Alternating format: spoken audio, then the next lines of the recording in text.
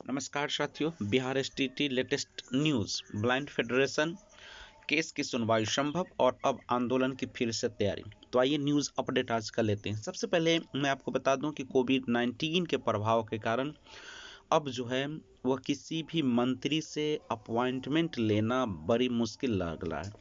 और अगर अपॉइंटमेंट मिलती भी है तो उनसे बातचीत हो पाएगी कि नहीं, यह भी बड़ी मुश्किल होती है, क्योंकि जितने भी अधिकारी है वो अपना यानी शिक्षक अभ्यर्थियों से मिलने से हिचकिचाते रहते हैं, क्योंकि उनकी जो मंशा है वह बहाली के मूड में अभी तत्काल नज़र नहीं आती है।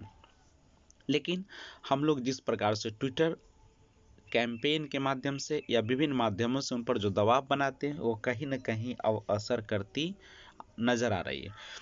अब सवाल है कि हम किसी भी मंत्री के सामने जब हम अपनी आपत्ति को, अपनी समस्या को सुनाते हैं तो सुनते क्यों नहीं, वो जवाब देने से हिचकिचाते क्यों, वो जवाब क्यों नहीं देते। अगर वो जवाब नहीं देंगे तो हम किनसे जवाब मांगेंगे, और अपने अधिकार के लिए तो हम उनसे मिलेंगे ही। तो ये सारी चीज़ है, लेकिन अभी चूंकि कोविड-19 के प्रभाव के कारण उनसे मिलना संभव नहीं हो रहा है। 106 अभ्यर्थियों का रिजल्ट अभी तक जारी नहीं हुआ है, इससे निराशा की बादल और छाते हुए, और यह कब तक होगा यह भी कहना बड़ी मुश्किल है, क्योंकि एक 20 मई गर्मी छुट्टी जब समाप्त होती है और 20 मई को जब शुरू होती है और 21 जून को जब शुरुआत होगी गर्मी छुट्टी के बाद, तो क्या उसके बाद इसके रिजल्ट जारी किए जाएंगे या बीच में किए जाएंगे, अभी कोई निश्चितता नहीं झलक रही है।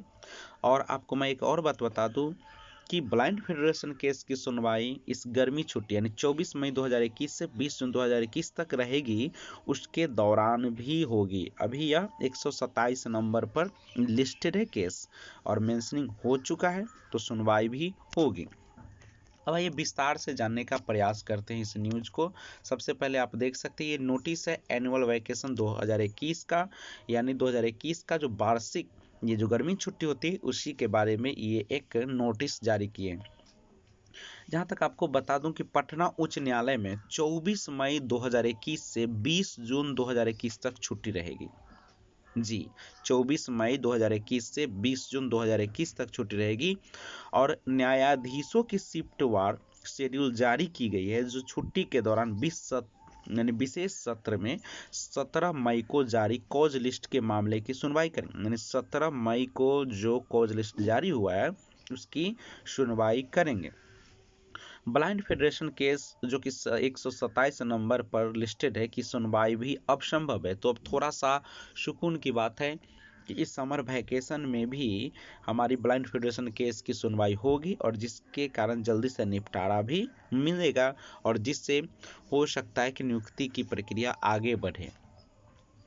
कल से पूर्व की भांति नए मामले ई फाइलिंग नहीं हो पाएगी, यानी अब कोई भी ई फाइलिंग नहीं कर पाएंगे, सिर्फ अत्यावश्यक मामले को ही मेंशनिंग हो पाएगी। और छुट्टियों के दौरान कोर्ट सोमवार से शुक्रवार तक, यानी सोमवार से गुरुवार तक तथा विशेष परिस्थिति में शुक्रवार तक सुबह के 10:30 बजे से संचालित होंगे। यानी इस गर्मी छुट्टी कोविड-19 के प्रभाव में भी कोर्ट हमारा जारी रहेगा।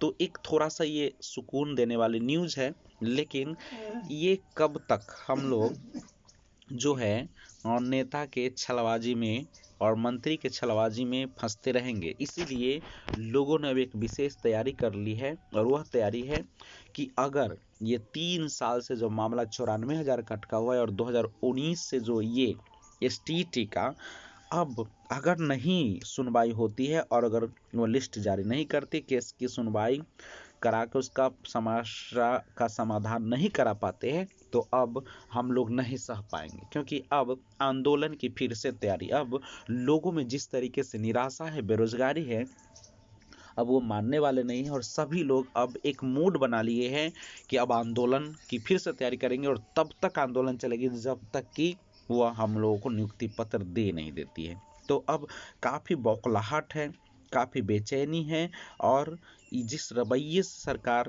काम कर रही है उस तरीके से काफ़ी नाखुश है अभ्यर्थी, और वो पूरी तरीके से अब तैयार हो गए हैं इसको करने के लिए। लेकिन मैं एक बात और बता दूं कि 106 अभ्यर्थियों का रिजल्ट 21 जून के बाद ही संभव नजर आ रही है।